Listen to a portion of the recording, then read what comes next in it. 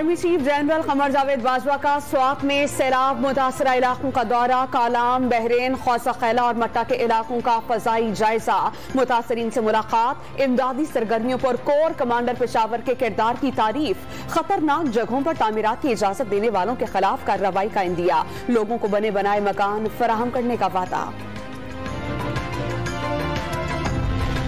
खैबर पख्तूनख्वा के जिला नौशहरा को एक और सैलाब का खतरा, आइंदा 24 घंटों के दौरान दरियाए काबुल से इंतहाई ऊंचे दर्जे का सैलाब गुजरेगा।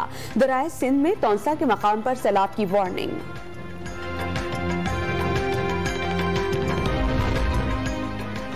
सिंध में मजीद सैलाबी रैलों की आमद, कश्मोर में गुड्डू बैराज पर ऊंचे दर्जे का सैलाब, खैरपुर में मजीद 400 देहात डूब गए, दादू की तहसील मेहड़, खैरपुर, नातिन शाह और जोही में सैलाब के खतरात मंडलाने लगे।